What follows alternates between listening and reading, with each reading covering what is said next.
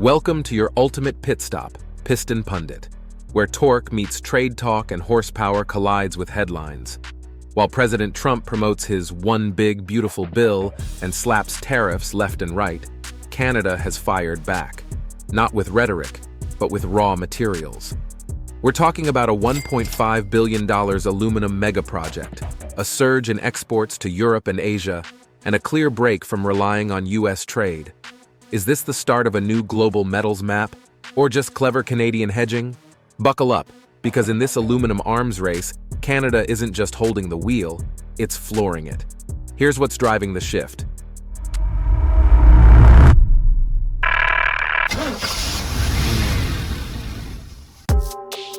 Quebec goes full throttle on aluminum expansion.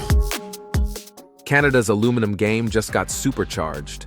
Aluminary Alouette, Quebec's industrial powerhouse, has announced a bold $1.5 billion upgrade to its Sept-Îles facility, a move that's as political as it is industrial. But don't mistake this for just a facelift. It's a firewall against Trump's 50% aluminum tariffs and a long-term play to fortify Canada's grip on North America's aluminum output. The deal isn't just hefty, it's strategic. Backed by Hydro-Quebec's clean, stable energy, the facility locks in low-carbon credentials and ensures long-term pricing predictability. With $750 million allocated through 2030 and the rest through 2045, this isn't just future-proofing, it's future-dominating. Quebec already accounts for 70% of the continent's aluminum. This deal? It cements their supremacy. Let's talk specs. 950 employees, 630,000 tons of annual output, and Rio Tinto owning 40%, with the rest backed by European giants. For the aluminum curious, that means every Tesla panel or aerospace bracket sourced from here could soon bypass US customs altogether. But Canada's industrial moves aren't running on autopilot. They're being steered aggressively from the top. Mélanie Joly puts the pedal down on policy. Enter Mélanie Joly, Canada's industry minister and the country's new economic pit boss. On a recent visit to Quebec's aluminum corridor, Joly didn't just visit the plants, she revved up the rhetoric. She called Trump's tariffs unjustified, illegal, and unacceptable, adding, "The front lines are aluminum, steel, and autos." That's not just talk, it's turbocharged diplomacy. Joly's not idling either. She's slashing the red tape, cutting paperwork for funding from 50 pages down to 12. She's also firing up liquidity pipelines through institutions like BDC and CED, giving smaller manufacturers the octane they need to compete. And her long-term strategy? A three-gear plan: short-term anti-dumping defenses, medium-term investment and financial streamlining, long-term integration of Canadian aluminum into military and national projects. She's also warning fellow policymakers, the US under Trump is unpredictable. He'll tweet a new policy at 6 a.m. and we'll be left scrambling, she said. Her solution? Detach Canada's economy from US volatility before another tariff bomb drops. So, while Trump is pulling levers in DC, Canada's quietly shifting gears globally. Before we delve deeper, make sure to hit that like button and subscribe to Piston Pundit. It helps us fuel more deep dives into the machines and markets shaping our world. Exports rerouted. Canada's diversification strategy in Overdrive. As Washington goes hard on tariffs, Canada's exporters are peeling off into new lanes, and the May 2025 trade stats prove it. Exports to non-US countries rose 5.7%, while US-bound shipments slumped to pandemic-era lows. The trade deficit narrowed too, from 7.6 billion Canadian dollars to 5.9 billion Canadian dollars, signaling a rebalanced road ahead. It's not just aluminum that's seeing global traction. Canada's shipping more gold to the UK, more crude to Singapore, and more pork to Japan. Even niche players, from pharmaceutical firms to mascot costume makers, are fine-tuning strategies to win in Asia and Europe. Economists are calling it the Great Pivot. And with free trade pacts like CETA and CPTPP in full throttle, Canada's proving it doesn't need to tailgate the US economy anymore. It's drafting its own course, and doing it with precision.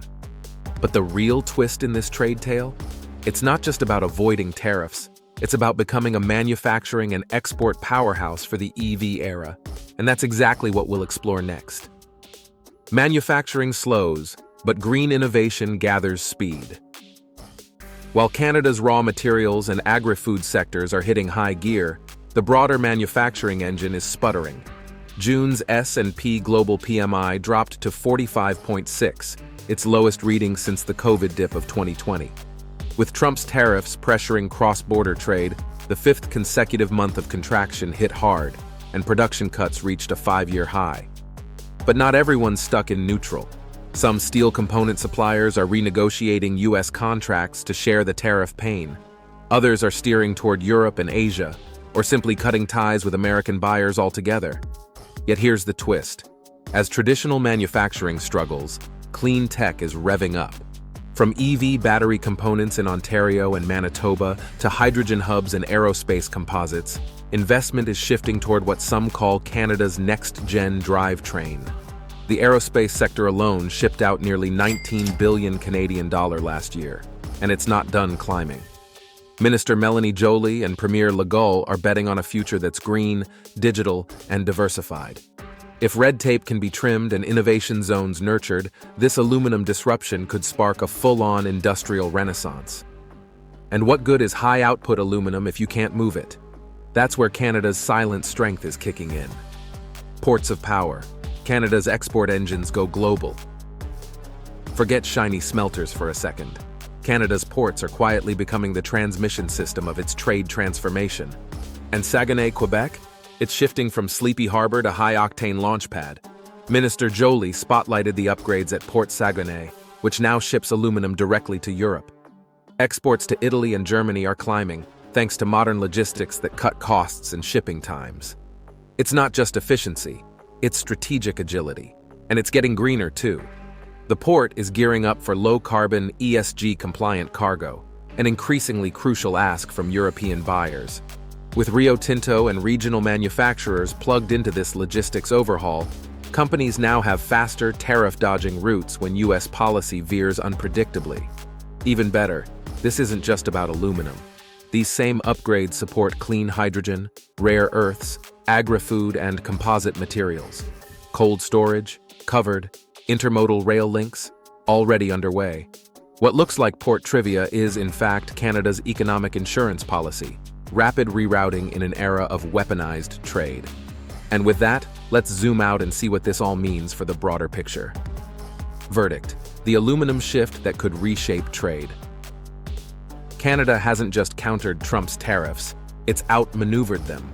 From Quebec's billion-dollar smelting revamp to soaring aluminum shipments across the Atlantic, Ottawa's message is loud and clear. It won't play by DC's rules anymore. And it's not just talk. Joly's war room strategy includes liquidity injections, bureaucracy rollbacks, export pivots, and future-proofed manufacturing clusters. Instead of folding under U.S. pressure, Canada is recalibrating around resilience and relevance. The U.S. may have fired the first shot, but it inadvertently accelerated Canada's evolution into a clean-tech, global trade player. The question now is, can this new momentum carry through the next economic storm? Or will Washington's gravitational pull prove too strong? Now we want to hear from you. Can Canada really build a trade strategy that ditches U.S. dependency? Will clean tech and EV investments be enough to offset traditional manufacturing losses? Is Canada becoming a global blueprint for post-tariff industrial strategy? Drop your thoughts and experiences in the comments below. If you found this breakdown insightful, make sure to subscribe to Piston Pundit, your ultimate pit stop for vehicle updates, global auto trade shifts, and everything in between. Hit that bell so you never miss a turn in this fast-moving ride. Thanks for watching Piston Pundit, and see you next time. You can now check out the videos on screen. There's plenty more torque-driven content to explore.